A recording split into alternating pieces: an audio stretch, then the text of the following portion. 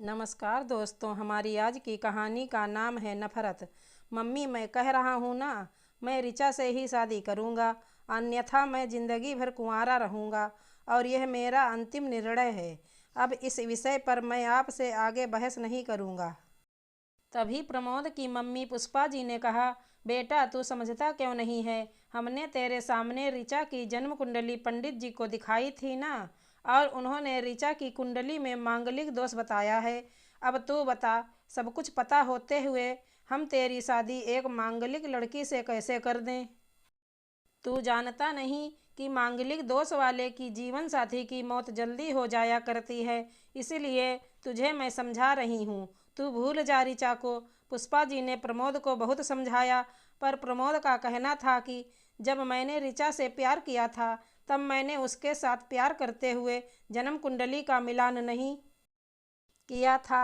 ना ही मैं इन मिलानों को मानता हूँ, इसलिए अब बस मैं शादी करूँगा तो सिर्फ ऋचा से, और यह मेरा आखिरी फैसला है। आखिर पुष्पा जी को अपने बेटे की जिद के आगे झुकना पड़ा, और पंडित जी के द्वारा बताए गए अनुसार ऋचा के मंगल दोष को दूर करने के लिए प्रमोद के साथ शादी करने से पहले ऋचा की शादी एक पेड़ के साथ करवाई गई, और उसके बाद ऋचा ने प्रमोद से शादी करी।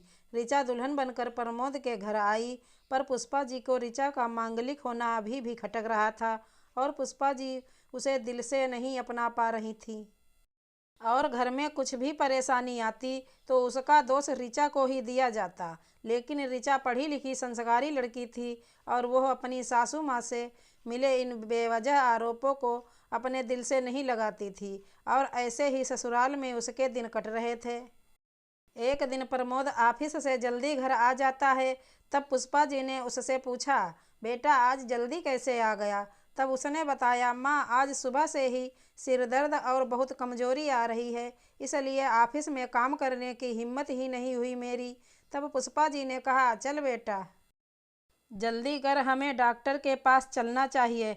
तब प्रमोद और पुष्पा जी डॉक्टर को दिखाने गए।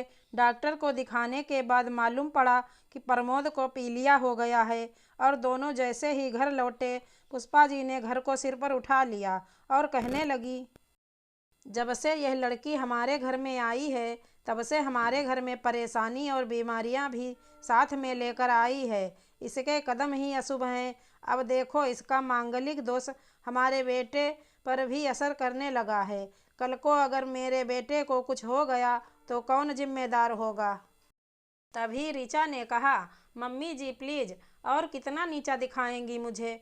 आज तक मैं चुप रही, क्योंकि पापा ने यही सिखाया था कि बड़ों के आगे ससुराल में जवाब मत देना। पर आज तो आपने हद ही कर दी है। अगर मैं आज नहीं बोली तो जिंदगी भर खुद को माफ नहीं कर पाऊंगी। मम्मी जी, अगर आप पंडित जी पर भरोसा नहीं करती थी, तो उनके कहे अनुसार आपने सारी मांगलिक दोष निवारण की विधि क्यों करवाई? क्यों पहले आपने मेरी पेड़ से शादी करवाई? दोष मेरा मांगलिक होना नहीं है, बल्कि दोष तो मेरा आपकी बहू होना है, क्योंकि घर में जाने अनजाने में कुछ भी परेशानी आती है, उसको आप मुझसे जोड़ देती हैं। और जब कोई सास अपनी बहू से सिर्फ नफरत करती, तब यह बहू दोष बेटे बहू को नहीं, पूरे परिवार को परेशानी में डाल देता है। और इस बहू दोष से मुक्ति भी सिर्फ सास ही दिलवा सकती है। बहू को अपनी बहू माने, उसे दिल से अपनाएं, उसे भी सम्मान दें, और यह महसूस कराएं कि वह भी इस परिवार का सदस्य है। नहीं तो बहु दोष मांगलिक दोष से भी ज़्यादा पीड़ादायक हो जाता है। ऋचा की कही हुई बातें पुष्पा जी के दिल को झकझोर रही थी, और उन्हें मन ही मन पश्चाताप भी हो रहा था। उस समय उन्होंने ऋचा को कुछ भी नहीं कहा। थोड़े दिन बाद प्रमोद बिल्कुल ठीक हो गया और ऑफिस जाने लगा, और 1 महीने बाद प्रमोद की सैलरी भी बढ़ गई।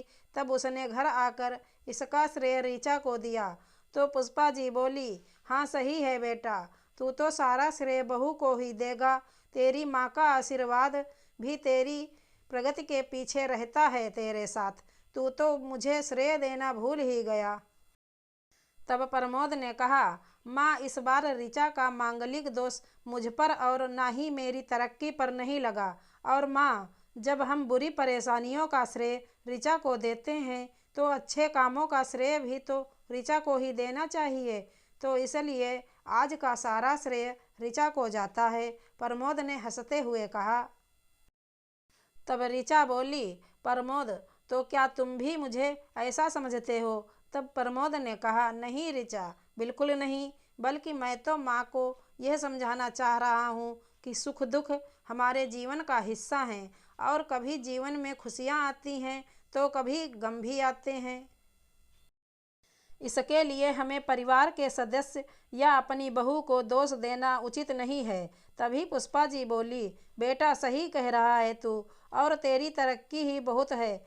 मुझे इस झूठे दोषों से बाहर निकालने के लिए आज मैं ये कसम लेती हूँ कि आज के बाद मैं ऋचा को किसी भी बात का दोष नहीं दूंगी। यह सुनकर ऋचा आज बहुत खुश थी, क्योंकि आज उसको उसकी सास ने मांगलिक दोष के साथ साथ बहु दोषों से भी मुक्ति दे दी थी। हमारी आज की कहानी कैसी लगी? धन्यवाद दोस्तों।